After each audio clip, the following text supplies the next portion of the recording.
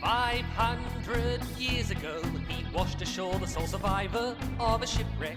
And upon the skull of the man who killed his dad, he said, "I'm mad, I must eradicate piracy, injustice and cruelty, and all my sons will follow me, so evildoers will believe that this man cannot die." G'day, this is X-Band, the Phantom Podcast. Our website is chroniclechamber.com, and you can subscribe to our podcast via YouTube or through your favourite podcast apps. Do not forget to give us a rating on your podcast apps and tell a mate about us. This is episode 231.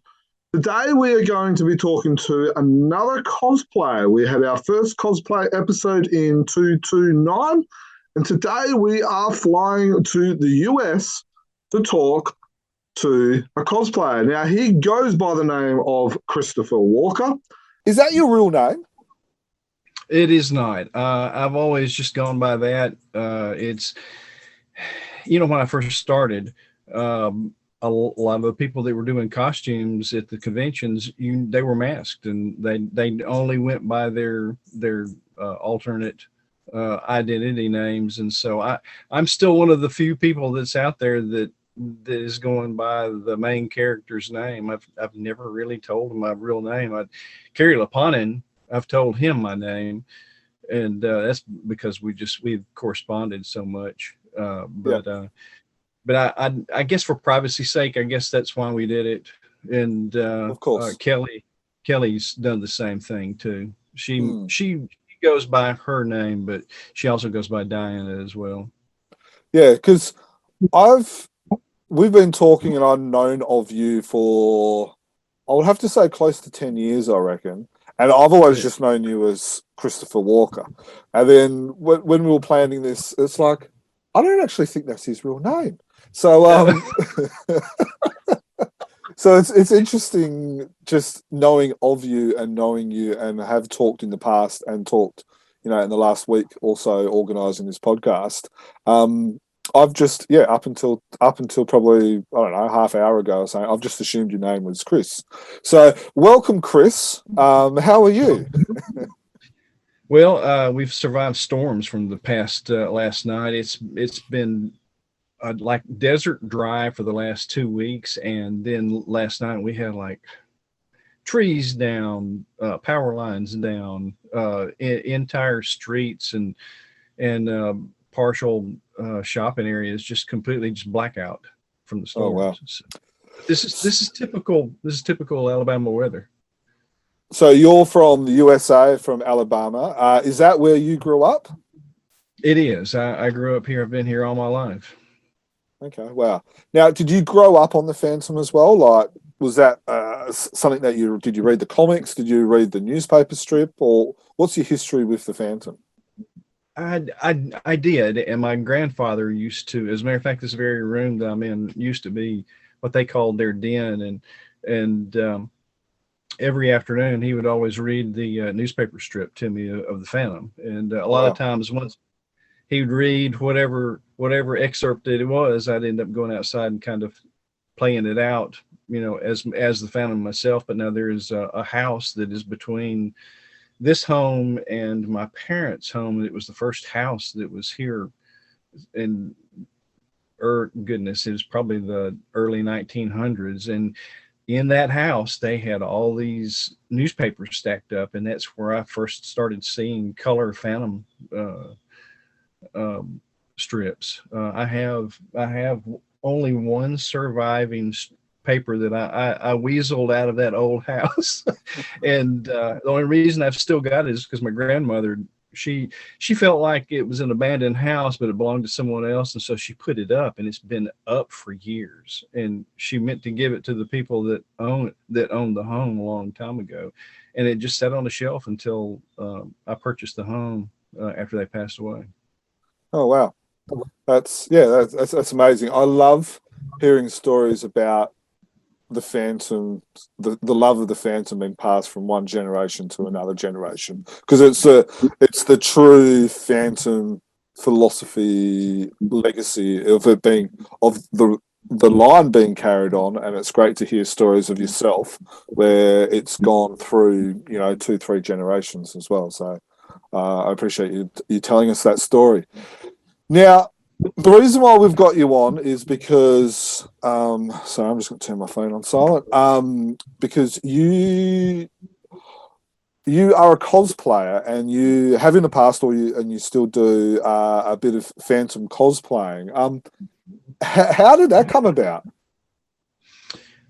Well, I had been attending. There's a convention that's it's called Dragon Con. It originally was Atlanta Fantasy Fair, and years ago, probably in the 80s or 90s, I wanted to originally do a Phantom costume, but at that time it was so expensive. And so one of the last years that I was going to go to Dragon Con, we had a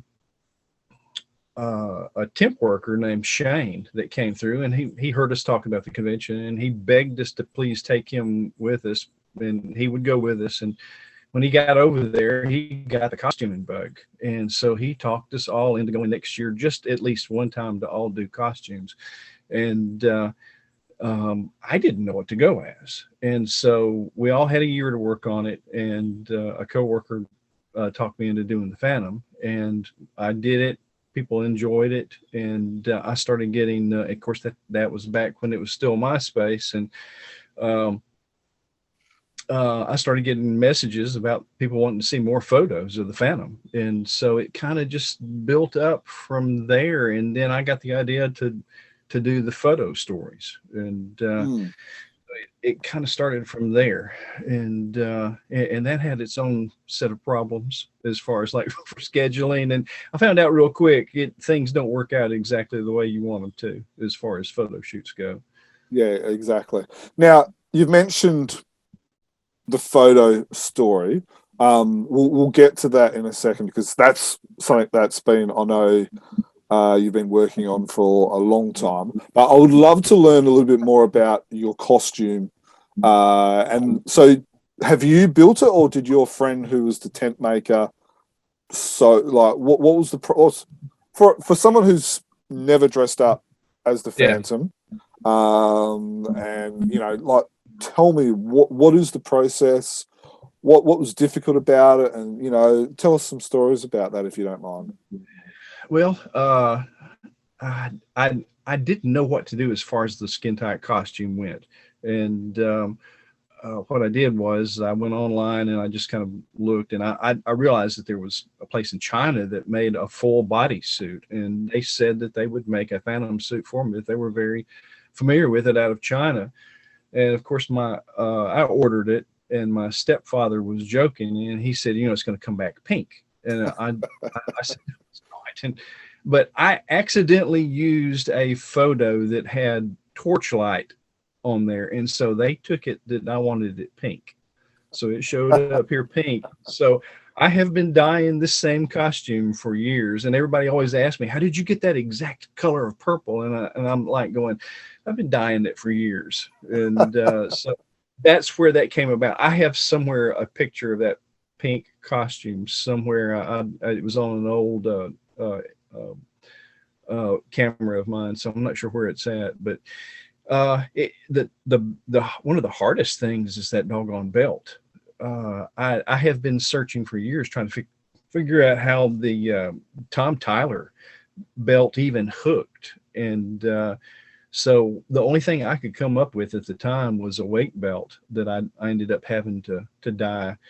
And so it was kind of trial and error. Now the costume that I originally got from China, it did come with a belt, but it was made out of foam, and they tried, but I didn't really want to use that belt anyway. So, but I wanted to do something that was at least something that was comic book and screen accurate, but something close to the Tom Tyler version of his belt.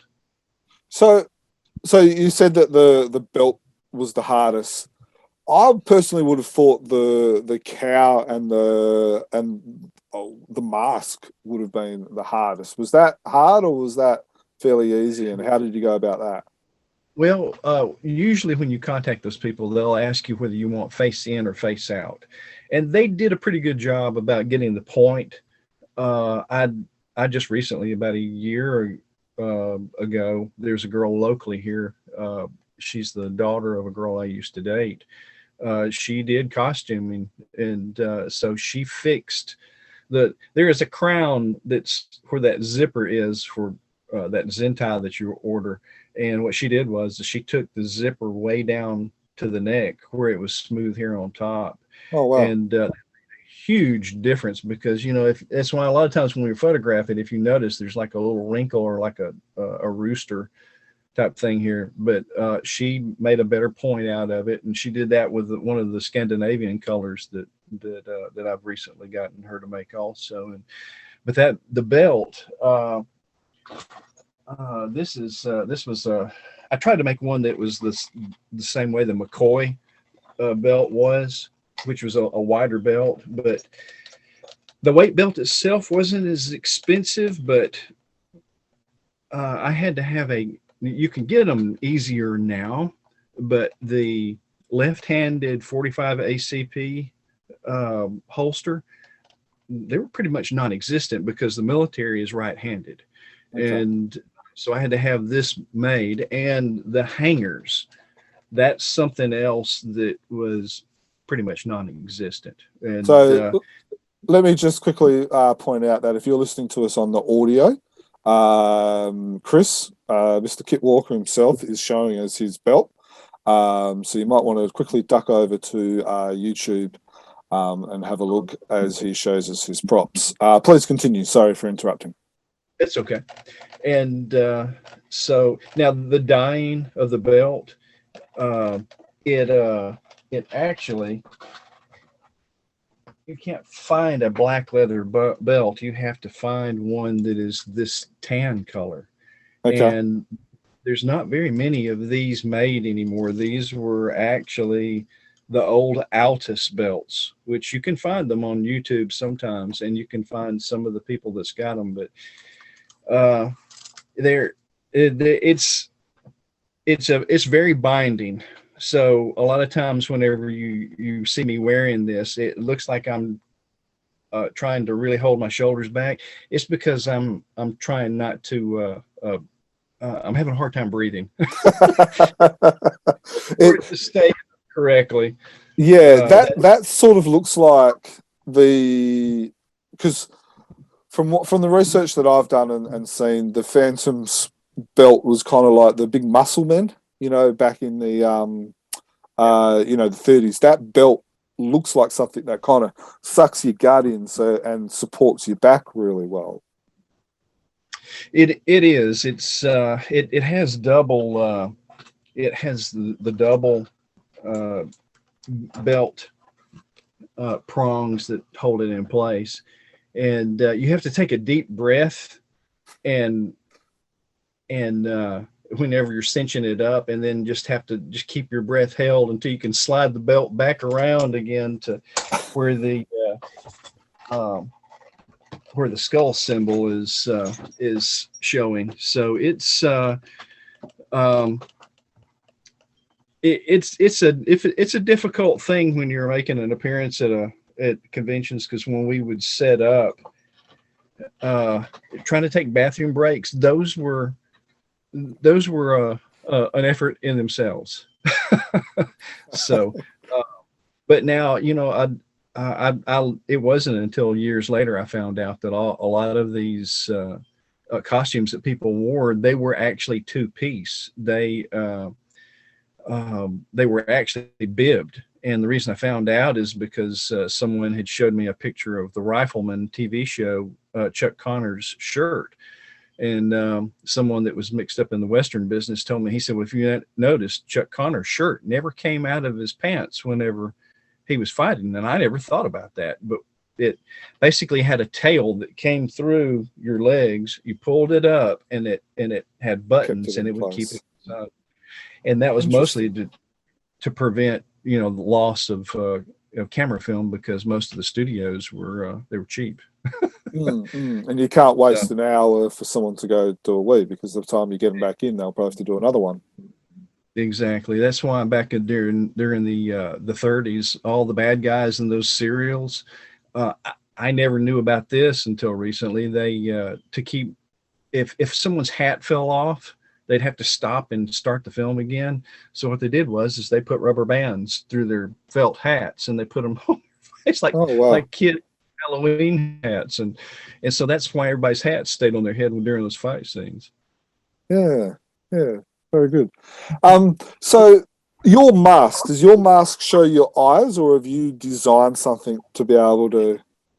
Well, it does, and I guess whenever I started doing this, I wanted to show the Phantom similar to the Billy Zane, where it would be as if it was real life. The makeup portion, just like the Batman problem when they wear the cowl, to darken around the eyes, it would just be almost impossible to do that in the jungle. And the first mask I had, a man designed this for me. His name was Matthew Matsuer, and I didn't know he was going to do this. He put basically kind of a brow on here to make it look a little bit more terrorizing, I guess. Yeah. Because the mask that I originally got from China, which is actually more really screen and comic book correct, was this one, and which I liked it. It's just unfortunately the vinyl was flaking off, and I couldn't really wear it very much because the vinyl was flakes were getting in my eyes. And but now I did switch to I found someone, I guess it was about a year ago. They are on Etsy, and the name of the company is they are from Argentina, and it is a company called LME Masks. Oh wow. And I got like really super excited whenever I saw this mask, and I was like going, that is the Phantom mask, and they had it labeled at the Phantom's mask. I mean, it had the little bitty tiny connector in the middle of it. I don't remember how much it cost. It wasn't expensive though, but it got to me like really quick. But this is like the most comfortable mask I've had so far. Oh wow. This one is comfortable whenever we wore them in the photo shoots, and that's primarily the one that you see that's on our website. But the trying to find the proper elastic that's not too tight, that's presented a problem. That's given me a lot of headaches. That's the only drawback. Literally headaches? Yeah. It would what would happen is the bands here it would be so tight that on the back of my head I would just have, by the time we got finished shooting, it was just the back of my head was just sore. And but now the original strapping that was on there was extremely comfortable though, that he made. Okay, wow. I will admit I do like that Lemme mask. That does look very authentic. Oh yeah, it is. It's so much better. As a matter of fact, that going forward, I will probably more than likely I will use this. And I've there's someone that's going to be shooting some photos of us, and I've asked that if they would to whiten the eyes out, because it's more comic book and strip correct to do that. The reason I showed the eyes in the photo shoots is that I just kind of wanted to, I guess I kind of wanted to bring, like, if he was a real person, you would see them.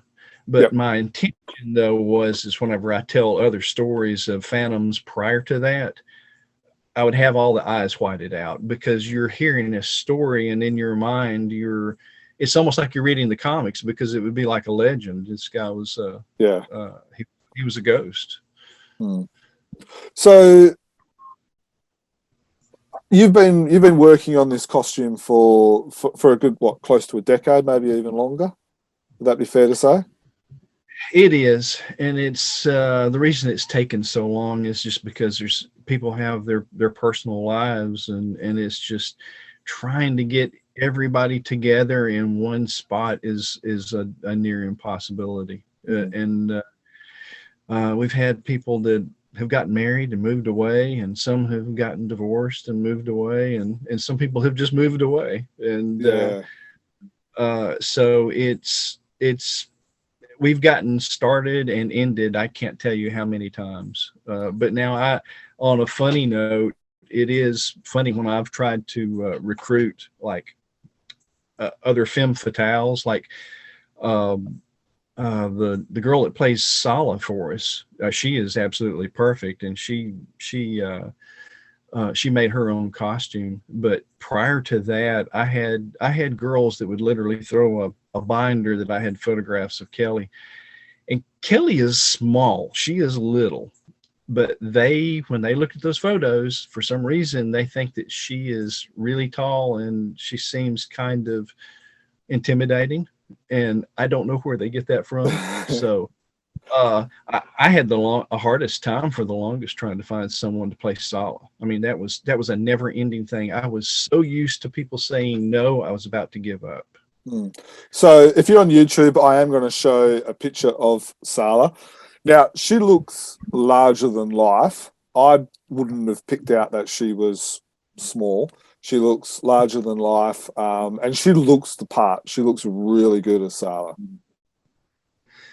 Yeah, she's actually from Puerto Rico. Her name is Isabel Medina, and oddly enough, she showed up at a convention, and she just walked up and was looking at our photos, and in my mind, I was like going, she would be a perfect Salah, and I almost didn't ask her, and I told her about what we're doing, and she just kind of nodded her head and looked at everything, and I said, so if you're ever interested, just let us know. Here's my flyer. And then she said, when can we do this? And I went, wait, you want to do this? And she said, and she was a big anime fan from Puerto Rico. And I mean, it was like within no time we were shooting photos of her. But the crazy thing is she came to work for the same company that I was working at. And I had not recognized her. She had actually came through a tour the week prior to that, and they introduced her. I just didn't make the connection. And she started laughing. She said, "I know you." But she's very animated. She's very lively. She's probably one of the better people that I've had to get along with to do the photo shoots. Okay, so we've teased this photo shoot. People are probably saying, what are they talking about? We want to know. Could you let us know a little bit about what this photo shoot is, what this photo book is, what your kind of plans are, and then tell us a little bit about the people that are involved, and we'll kind of go from there. Okay. The photo shoots, what I'm doing is I'm trying not to do anything that's too off kilter from our I guess Phantom legend and lore, and I just wanted to do a fictionalized story similar to the way that the paperback series from the 70s came out. The Salah story basically is taking place like in the mid 1950s, and it's basically Salah coming to when you come into this story, basically she and Phantom have already known each other for a while, and it's just like you're taking a snapshot from part of Phantom history. They know each other. She's involved with someone that he's investigating, and it spans from France all the way over to Brazil, and that's the main part of the story. And I in it, and whenever I put the story out there, which if I can't get the photos all put together, what I'm going to do is I'm just going to release it with just the small amount of photos that I have and just put the story out there. Unfortunately, our photographer has moved away. That's a problem in itself right there. So he's been working on the photos off and on, but since he has a new job, it's almost impossible. So that's another drawback right there. So going forward, any of the stories that I've got, I may actually use a mixture of photos and I guess what you might say scale photos. There's a friend of mine that he does a lot of photography of action figures, and I think you may remember this. Someone posted out there there is a company called youve. They make a 1/6 scale gray and purple Phantom figure that looks really, really good. It's probably the best one that I've seen out there so far, and that would be perfect for me, because where I can't really use schedule for a real person to be present, I could actually use scale figures and my friend could photograph it. And Okay. Yep. but I probably will release the stories here soon, just because it's just taken so long. It's not really fair to everybody else when you're teasing stuff and you just can't get the product out there. So I would rather just release it as a story where people can just read it and enjoy it. No worries. So we've got the Phantom, which obviously is starring you. Yes. We've got Salah, who we've talked about, who I think you've done a perfect job with that. Now, I believe there is also Diana. It is. Yeah. It is. Really. Okay. Yep. So sorry. Who? What's the lady's name who plays Diana? Oh, her name is Kellyanne. Okay. Yep. And then you've also got Guran. Is that correct? That is correct. His name is Terry, and I never thought I would find anybody that would be willing to play Guran, or even find anyone that looks like Guran. And there was a local grocery store that I used to go to on the weekends, and they'd always have movies for $4, and it was like recent films that came out on DVD. And I'd go by there and pick up groceries, and I kept looking at this guy, and I was like going, he looks like Guran. And I kept looking. I finally one Saturday, they weren't busy, and so I stopped him and I talked to him, and he was very agreeable to doing it. And no one had seen him yet, and I got to say, he was a trooper, because the day we shot his photos that you see on the website, it was freezing. I mean, it was cold. He's not wearing much either.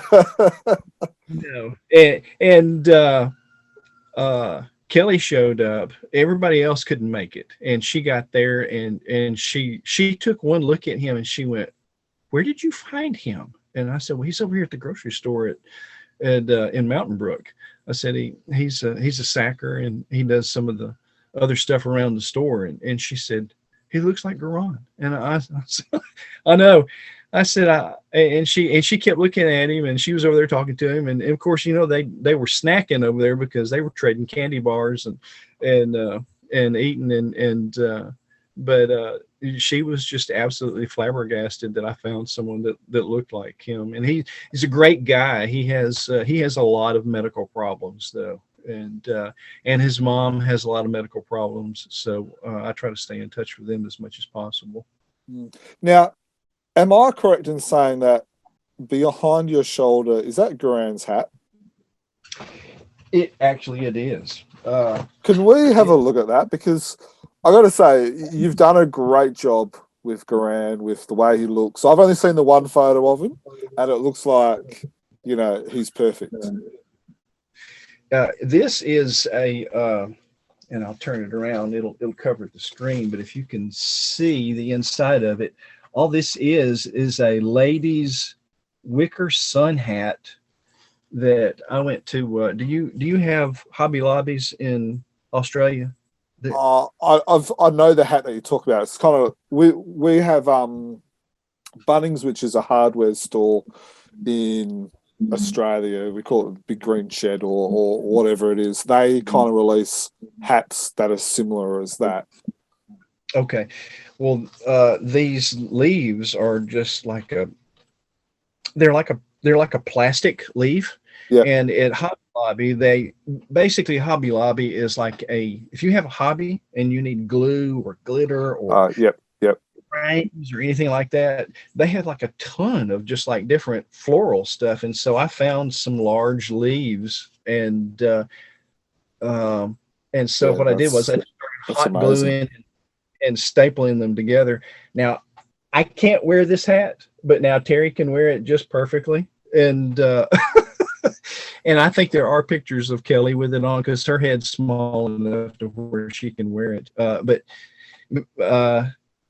when she saw the hat, she started chuckling and she said, "How did you make that?" But yeah, you can see where if you get close, most everything is just it's kind of like in the movies. Yeah.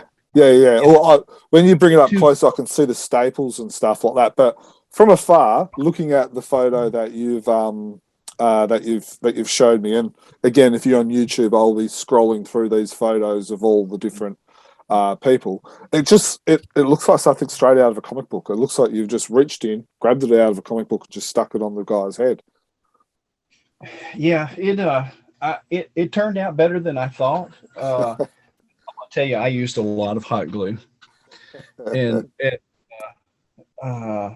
ace bandages. I used the ace bandages to wrap it, and I put it in a box, and about 2 hours later, it was set. Yeah, wow. Sorry, what were you going to say? Yeah, Terry. He was wearing shorts to begin with, but he started looking at more photos, and he wanted to wear the grass skirt, but we couldn't find any grass skirts. But I told him, I said, look, I said, when next Halloween comes around, I said, I'm going to buy a whole bunch of those grass skirts from the luau party place. Yeah. And I said, we'll put your skirt together for you. And he wants to wear the actual outfit like that. He loves it. So, but when we first started, I'll let him just wear the shorts because he was more comfortable in that. But it never failed. It was always like freezing. Almost every single one of the photos you see on that first story we did, there was ice on the ground when we shot some of those first. Yeah, we were just lucky we found spots that didn't have snow and ice. So, but it was more comfortable because I'm going to tell you, the promo shots that I shot with Laura, who played the first villainess in our first story, I was soaked in my costume, and she is Hispanic, and she never broke a sweat. And I was like going, how are you not drenched? And she said, I'm just not. And but we tend to try to shoot in the cooler area parts of the time of the year if we can. Of course. So what is your costume? What's it made out of? Is it breathable material? Is it? Yeah, it's lycra spandex, and it's just basically I don't know if you have party cities that are in Australia or not, but they're basically they're just the body suits where you see you see the people that are zipped up and you can't see their face. They're yellow and blues and greens. They're every different color you can imagine. You see them dancing at a lot of college parties and stuff like that. But that's the material. It's a spandex material, and as a matter of fact, the blue costume that's for the Scandinavian costume that I'm working on, it was actually a party city that I had the hands cut off, and then I had Sarah do the modifications on the face and everything, which that turned out really good. I can actually use that costume for other costumes as well. So in talking to you, you've said a lot of, I had to purchase this from this country, that from that country, I had to do all this. And how much money do you think you've spent on not only your costume, but on the costume for Sala, Diana, Guran, and Well, I can tell you this. I think Salah's costume, the one where you see her wearing the cape, the red cape and the green shirt and the tan pants, every bit of that, even her boots, came from the thrift store, and she got that in one day. And I think she might have spent maybe $25. yeah, wow. That cape was I think it was actually a drape that she took scissors to and just started cutting with it. Classic. But now the black flight suit that you see her in, that was stuff that she just had hanging around her house. The only thing I added to it was the leather flight helmet, and that actually came from there's a guy here in town that does the Lone Ranger, and he originally did a Spy Smasher costume, and he just loaned that and the goggles to me. So, but she every time she showed up for a photo shoot, I had no idea what she was going to look like when she showed up. She'd just go, "Hey, I'm bringing something," and I'm like, okay. So we didn't know. We thought we were just going to have to Photoshop stuff, and the photographer, every time that she'd show up, he'd go, "Wow, look at that! That is awesome." Yeah. So, now again, if you're on YouTube, I'd recommend watching this. If you now you've sent me 12 photos. With your permission, can I show them up here and just want to make some comments and stuff like that? This is you, obviously, as the Phantom. I can see that you've widened out the eyes. Is this Salah or is this someone else? no, that is Salah. The Thompson submachine gun is actually an airsoft that we have just as a prop, and I picked it up essentially for this original story that we were doing. Yeah. And pretty much, if you notice, most of the women in my storylines are fairly violent compared to the Phantom. Is that a personal preference, or in real life, or? Well, it just kind of has turned out that way, and I kind of wanted to keep the Phantom where he was kind of that movie serial kind of smiling guy that runs into femme fatales all the time, which is a kind of like real life in a way. So this is a beautiful black and white shot here. So that's not the same girl as one that we were just looking at before, is it? It is. Oh, it is. It is. That is Salah. Actually, that photo was shot. There is a stadium called the Legion Field, which has some giant marble lions outside when it greets you when you're coming to the football field. And Aaron from Majestic Photography, he placed her on the field there where those that is we decided to make the plane that she and her girls would fly would be the P38 Lightnings.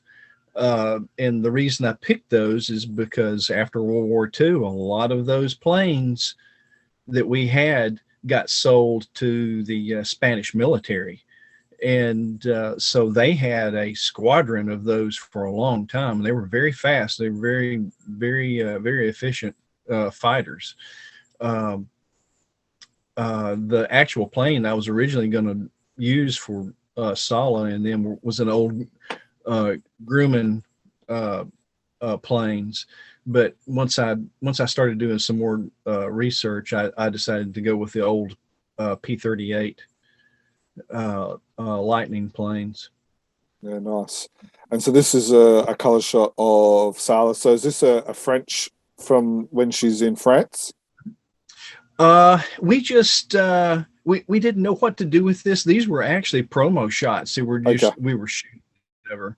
And now she's actually standing there with one of the statues. The background has been added just to give effect. Yeah. And so you were saying before that you supplied the headset and the goggles, but everything else she did herself. Oh yeah. I don't know where she came up with those pants, but those pants were amazing. And okay, I'm just trying to find. There's the pants there. Yeah, they oddly enough, we had to wait a few minutes because this is where this was shot. This is actually the background is the actual real background where she was standing. There were some bums that were back there. We were interrupting their morning wake up and coffee session. And so we had to wait until they ambled on, and then we shot these photos there. So did they get scared when Salah rocked up with the Tommy gun? And oh no, let me tell you, here in Birmingham, people they're very used to seeing firearms. It's a normal thing. Alabama is a firearm state, so it's not odd to see a gun. So yeah, and so we're just going back here. This is oh, sorry, what was the gentleman's name again who played Guran? It's Terry. Yeah, and this is it here. So there's with his hat on. Yeah, look, you did a great job with that. So how tall is he in real life? Is he? Oh my gosh, he and Kelly are actually about the same height. Okay, yeah, wow. I'm right at 6 foot, so I think the top of his head may come to my shoulder, and I think Kelly is close to that. She was joking because she said finally somebody that we're shooting with and I can look at from eye to eye.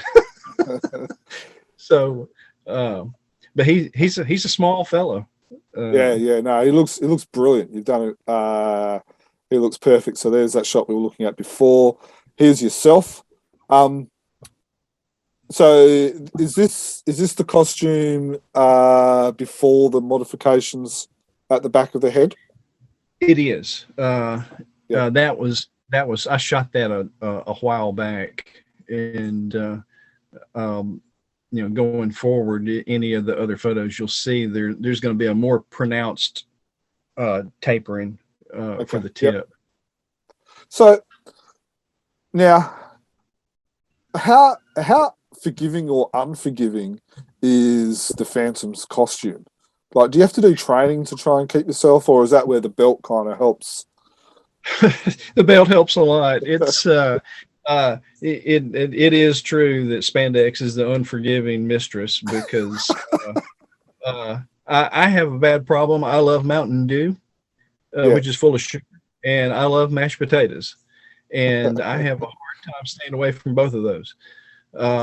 I've been trying to lose weight. I actually didn't even wear my Phantom costume to one of the last conventions that we had here. I didn't feel comfortable in it, and I wanted to wait until I had lost more weight around my waist. Another thing too is my dad got COVID, and so around that time we were all let go from work, and so it was hard for me to get to the gym. Even though I had weights here at the house, it makes a huge difference when you can get to the actual gym and lose weight. And, so I've been trying to get my Phantom weight dropped. I almost sometimes kind of feel like some of the you've seen some of the Scandinavian cartoons that's posted on the Phantom site, and I kind of sometimes I look at that and go, that's me. Yeah. Yeah, no, just because it's probably one of the reasons why I'll never wear a Phantom costume, is because I just look at it and I just think, nah, I think it's way too unforgiving. So and then here's another picture of you and Salah again. Yeah, that was actually we have a statue that's called Vulcan. He's the god of fire god of the hearth. And he is a giant statue that was sent over here to the United States at one of the fairs back in the 1920s. And this is the old entrance that's to the park. But sadly, as beautiful and distressed as it is, that doesn't exist anymore. They came through and they sandblasted all that and made it all look brand new again. And it's taken the ancient ambiance of it away, and now it's just, it looks like they just made it. Yeah, so wow. And then here's another picture of Salah. This is the shot here where you just kind of look at it and it looks like she's having fun. And this is the one where I thought, yeah, no, she plays that part well. Oh yeah, she does. She's so animated, and the good thing about her is she's that was the one thing that we were always trying to shoot for, is somebody that was relaxed, and she was always relaxed and very very jovial, but then she could be serious at other points also, which, you know, we always wound up with the right person. That's what I always said.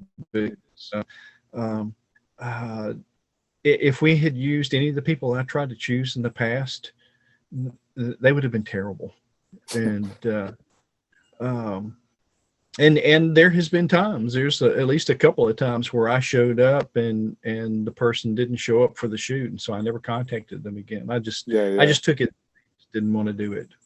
Yeah. So here's some more pictures of Salah, and then this was the red cape, the drape thing that you were talking about before. Yep. Yeah, we had no idea what she was showing up with. And she got her, actually, I had emailed her a bunch of different pictures. She didn't really understand what I was talking about whenever I said Femme Fatale. And so I started sending her illustrations by Dave Stevens and Jim Steranko and a lot of the old Femme Fatale comic characters. And she saw it was an Airboy cover by Dave Stevens, where Airboy was laying on the ground and the Femme Fatale had her basically was standing over him as if she had defeated him, and she really liked that look, and she just went randomly to a local thrift store and then found the same outfit. Okay, well, so do you have any other props you want to show us? I do. These they were originally made by Aurora Plastics Corporation back in the 1950s. But Pyro redid them, I believe, if I'm not mistaken. But Lindbergh Models is the ones that these are cast from. And just lift it up a little bit, sorry. Yep, perfect. Now, I had one as a kid, and they're hollow. And there is a back strap that, if you can see it right here, that is the only thing that is holding this gun together. And it was very weak. And as a kid, I was so disappointed because the thing would fall apart. So what I did was I took dowel pins and I shoved down the barrel that goes back into the handle and just poured glue down inside there. And what I did was I just spray painted the entire pistol black, and then I dry brushed 2 different type of silvers and some bronze on there, and just to make it look, I guess what you might say, screen accurate from a distance. And it's basically just I have 2 of them, and it's funny because one of the shows we set up at, I had these up on a wall. And a gentleman that was staying at the hotel that was not connected to the convention, he came by and saw these. And I wasn't at the table at the time, but Kelly told me whenever I returned, he was very upset when he found out that they were not real. He was a good collector. And and he wanted, this is what they called a wheel lock. There was a hole right here on the original guns, and what people did is they had a lanyard they wore around their neck, and they had what looked like a key. And in order to load this gun, you loaded it like a regular black powder pistol. But what you did was you cranked it, and what that would do, that would cause this, when you pull the trigger, it would spin, and then it would drop this hammer down and it would fire. If you see, there is a PBS Three Musketeers show that came out a few years ago. You'll notice that the Musketeers have got several of these on their chest, and they were at the time, it was state of the art, which these were extremely expensive as real guns. But this also was this is a pyro, and actually these you can get them off of line. They're on eBay. They're considered, they call them pirate pistols, and they're usually in long green boxes, so they're pretty available. So what era are we talking about for those type of guns? Are we talking about like 17th, 18th? For the ones that don't know. Yeah, these are like 16th and 17th century. This gun predated this one. Okay. Actually, these guns were still in use during the 1950s and 60s. Oh, okay. Wow. People in Morocco, because they're black powder, they're cheap, and a lot of these things were passed down to sons and grandsons, and that's why if you go back and look at a lot of photos, you'll see they may have this thing loaded up. They may have a modern pistol, but in their sash they'll have one of these things drop down. It's because it's a status symbol. It's kind of like I forget the name of the knife, but there is a knife that a lot of the Arabs carry that have the curved blade. And those are status symbols, and the fancier it is, the higher up you get the kudos for having it. So now I do whenever I go to a show, these are the fancier 45 autos that I have. They look like they've got pearl grips. They're plastic, and they're nicer when you see them sitting in the holsters. Yep. And to be honest with you, these actually belonged on a lamp. If you go online and type in oh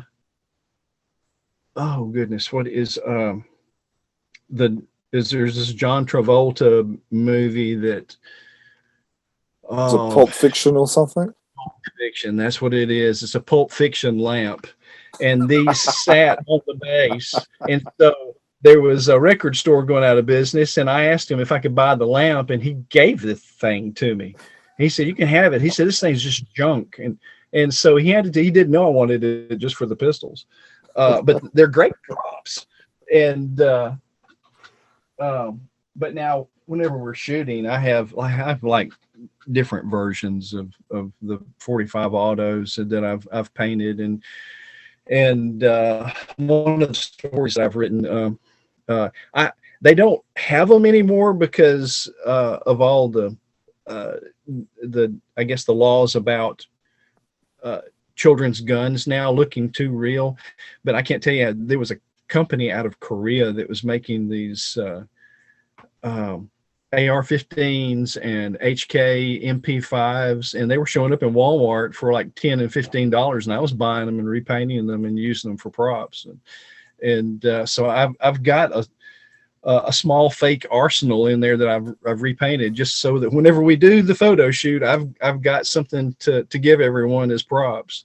But it is kind of funny because I was with a date one night, and we had just purchased one of them, and there was a car in front of us. It was probably about 8:30. She picked the thing up, and she was in the passenger side, and she said, "Does it make a noise?" And I said, "Yeah, I think it does." Well, the barrel is vented. and it's got this multicolored, like every color of the rainbow. So she pulled the trigger and was holding it down, and it was lighting up my dashboard.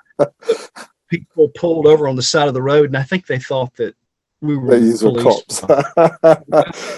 I said, "Don't do that. Put that down." They thought we were police. So, yeah, awesome. So, what's the reaction been like from Phantom fans, one, but also from when you go to conventions and you're dressing up as the Phantom, showing the props, and I guess we'll go first of all. The Phantom's not exactly popular in America. Do people recognize the Phantom, or they do?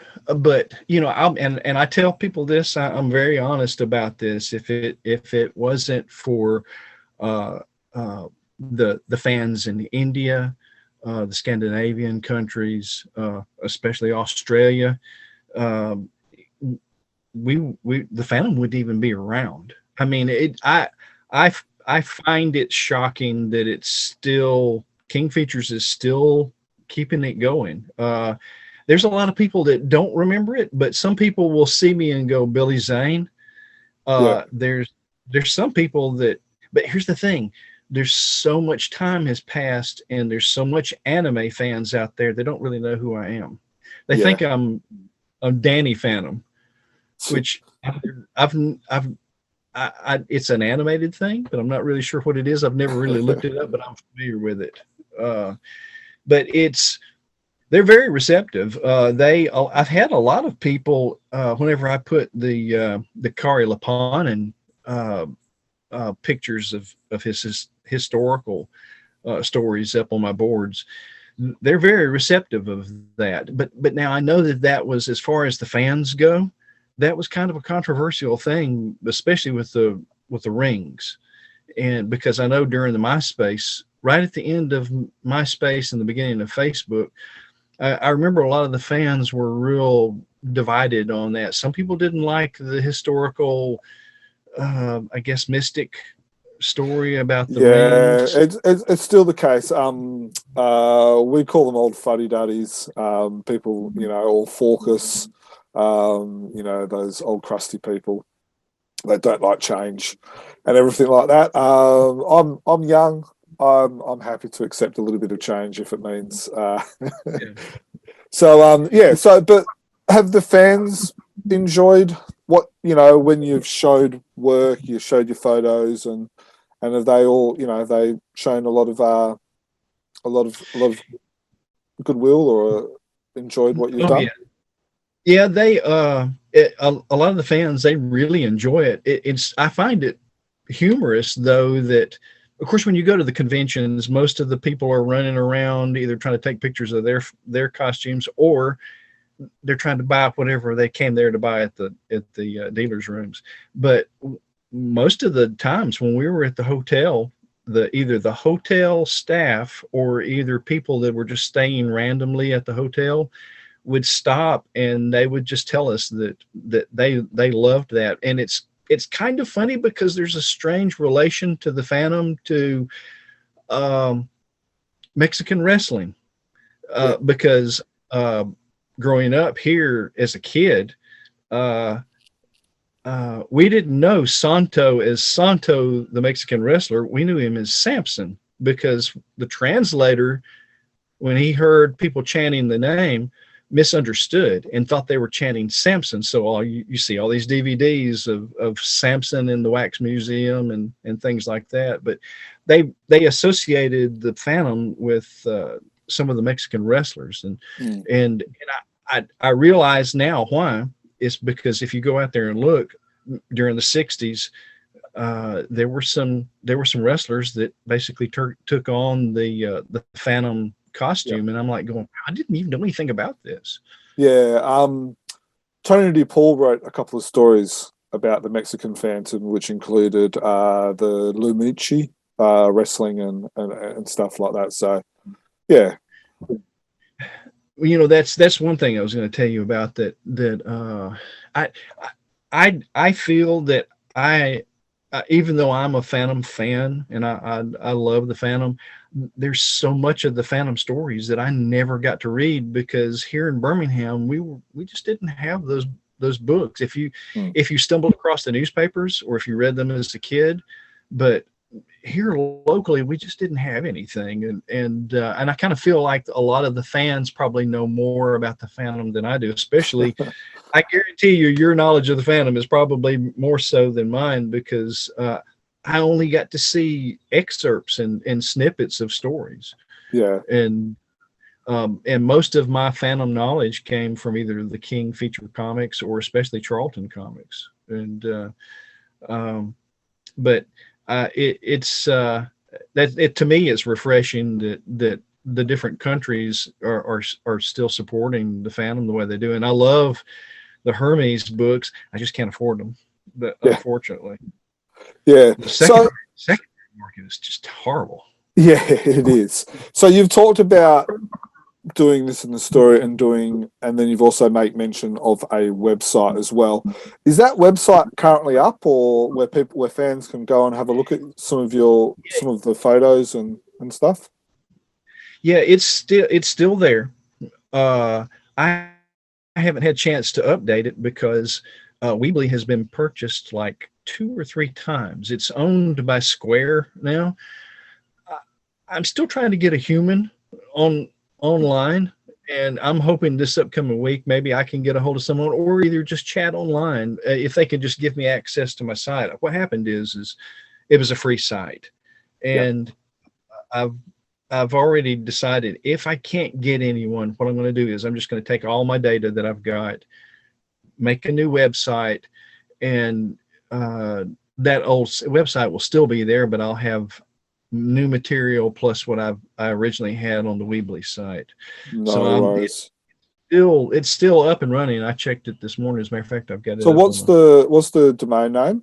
And then what we'll do is we'll include it in the show notes as well. It is Phantom Ghost Who Walks.weebly.com. All right, so this is it here. So that's Diana there, correct? That is correct. That is Kelly. Kelly, yeah. No worries. Cool. And then so for those who want to know more, they'll be able to go up there. And then there's some photos. There's Diana. There's some of the shots and stuff like that as well. So that is awesome. So is there anything that we've kind of missed or you got any props that we haven't talked about or anything that you wish we'd kind of asked about before we say goodbye? No, that's about it. I appreciate everybody that has come and visited the site. Like I said, I didn't want to take away from anything from the Phantom. That's why I've always been fairly careful about, keep within the realms of within the legend, and maybe a few odd little tweaks here. I got excited, I guess, a couple of weeks ago. There was a 7 or 8 issue run. I'm not sure where it's at. I had it in here the other day, but they were Phantom comics and they were British, but they had a lot of the Kerry Lapine stories and they were in there, and there were some of the other artists in there also from books that I would normally never have run across. And so now I'm going to be actually sit down and read some of those stories. Oh, no worries. Well, that's awesome. It's that's awesome. Look, I've really enjoyed talking to you. Like I said at the beginning, we've been in communication on and off for the last decade or so, and it was great to sit down and talk to you and revisit some of these photos and see some new photos and learn about the story behind, I guess, what you're wanting to do, but also your adventures of cosplay and stuff like that. So I appreciate you joining us and letting us have about an hour of your time. Oh, thank you for inviting me. I appreciate it. I need to get more of like I said before, I'm a bit of a techno primitive. I had someone gave me a shock emoji the other day because I posted a picture on Facebook that I had headphones now, and I've never owned headphones ever. and they were like shocked. They were like going, "You came into the 21st century." So, but it's collecting the Phantom, and the Phantom's always been a huge hero of mine growing up, and when I do want to add this, one of our outings, we were doing the Mercedes run. It was for a downtown Birmingham big run that they have every year, and it's usually during one of the coldest part of the season. But we were at the table, and a little boy walked up, and he asked me to lean down, and he said, "I know the secret of your dog," and I didn't know what he was talking about. And he said, "I know that when your dog dies, the puppy takes over, just like whenever your son dies." And I was like, going, "Kid, know this?" He was probably 9. But what happened is the parents were from Sweden, and they came in to visit the in-laws, and so I had a good conversation with them, and they were huge Phantom fans. They had grown up on the Phantom, and the little boy still read it. So it was an interesting meet and greet for somebody that young that kind of knew what was going on. No, that's that's an amazing story. It's great to hear that. But yeah, no, look, appreciate your time. Appreciate you sharing some of your secrets, your passion, and look forward to your updated website and the photo book. Well, thank you for having me on. I appreciate it. Thank you. For people who want to know more about us, we're on chroniclechamber.com. You can email us, which is chroniclechamber@gmail.com. If you want to follow us, all our podcasts, go to your favourite podcast player or YouTube. We're on social media as well. And until next time, happy phantoming. Man cannot die. The Phantom. The ghost who walks. The Phantom. Enemies beware. The Phantom's always there, but you won't find the Phantom. He finds